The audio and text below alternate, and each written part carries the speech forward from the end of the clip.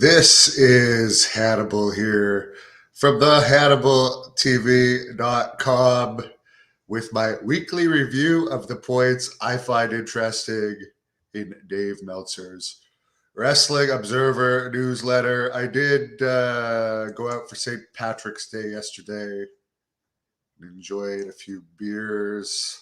Hope everyone had a good St. Patrick's Day. Went out with one of my friends from work. And yeah, I've been having a lot of success going out lately.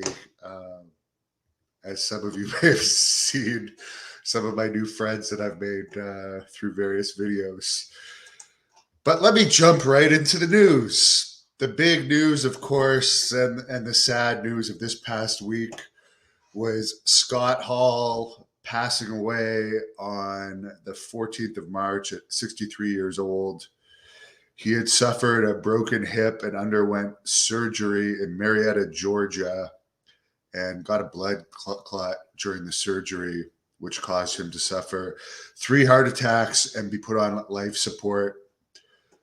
By the morning of March 13th, they basically had agreed through the family that he was going to be taken off life support once all the family had said their goodbyes. He was taken off life support at noon on the 14th and passed away in the early evening. Apparently, according to his friends, which include Sean Waltman, they kind of knew this was coming because I guess he hadn't been doing well in recent years and had gotten back into drinking.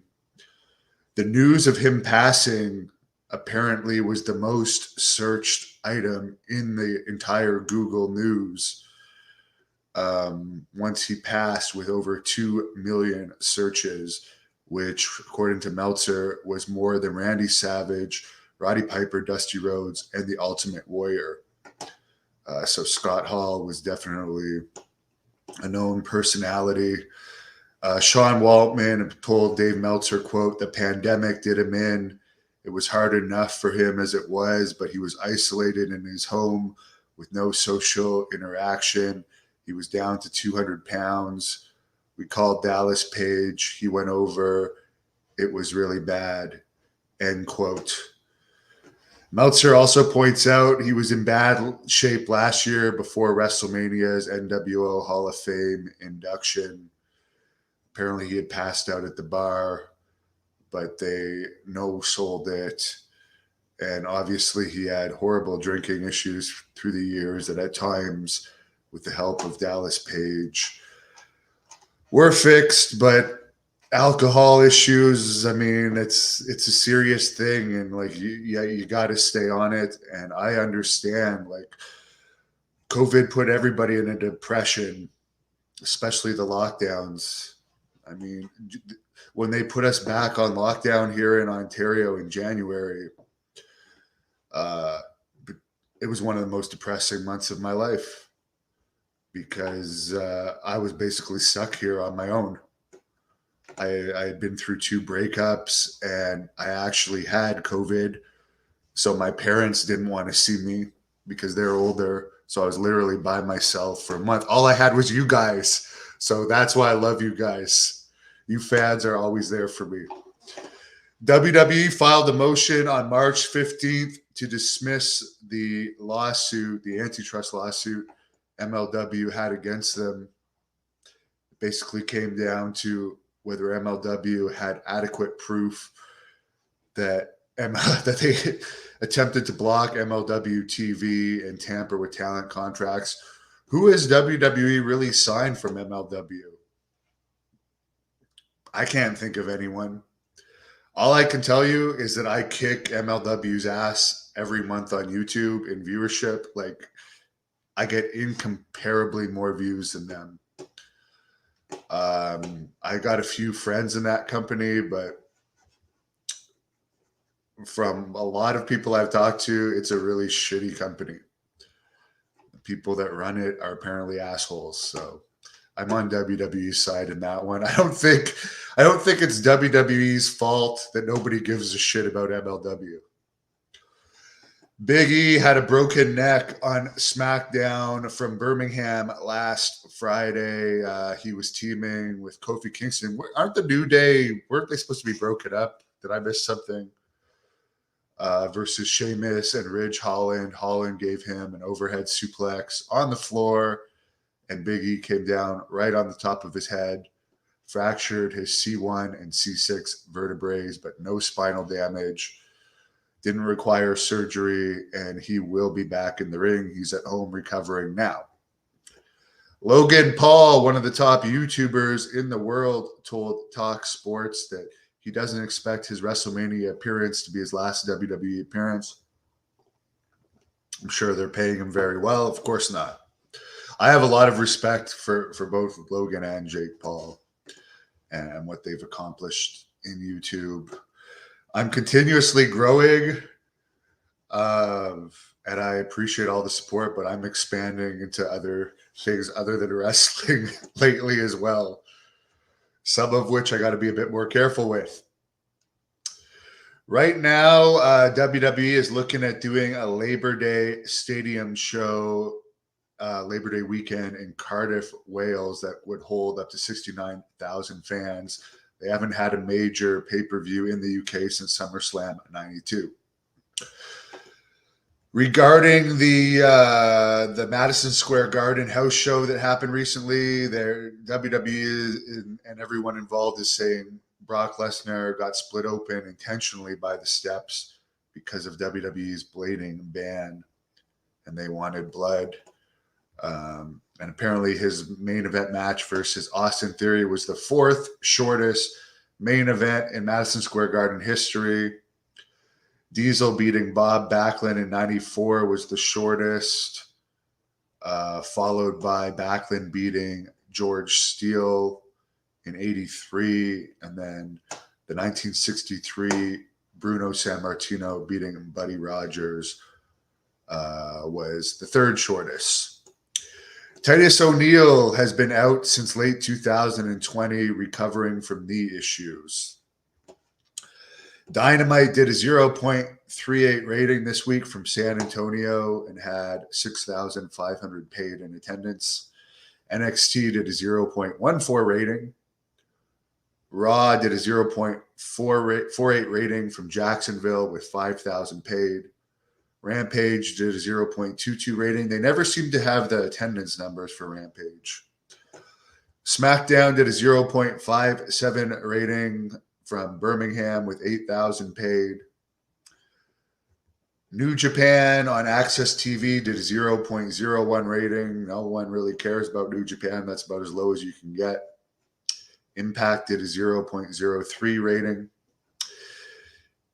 AEW's May 29th show at the T-Mobile Arena in Las Vegas is the largest gate for any North American promotion other than WWE in history.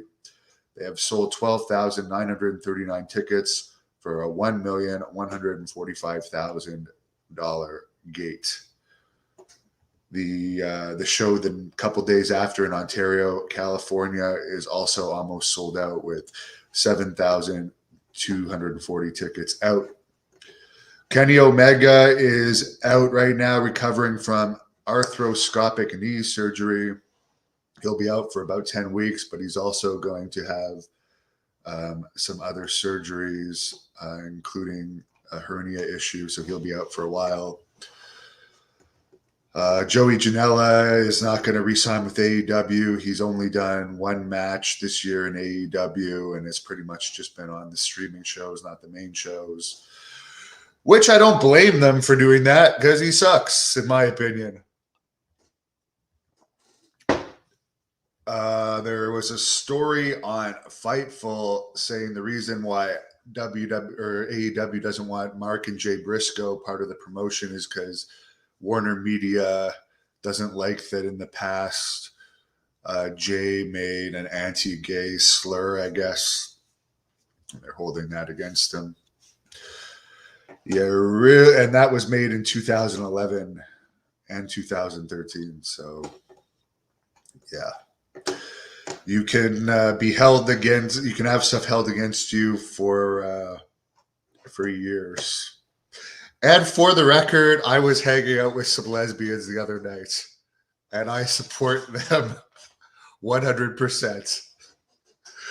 Bobby Fulton, who I've done some interviews with, put on a show in Ohio on March 12th that drew a turnaway crowd.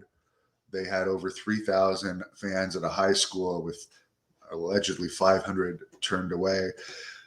I don't know what the budget for this show was, but they brought in Kevin Nash, the Steiners, Ron Simmons, Tommy Rich, Mr. Hughes, Kurt Angle, Ricky Steamboat, Tully Blanchard, Barry Windham, J.J. Dillon, Road Dogg, Enzo, Sam Houston, Billy Gunn, Austin and Colton Gunn, Greg Valentine, Jimmy Yang, Mr. Huge, Buff Bagwell, Kevin Sullivan, Shane Douglas, and Rip Rogers, among others. So that has to have been a massive budget for the show, unless they went to do favors for Bobby Fulton, because he is a legend in the business. But that has to be at least,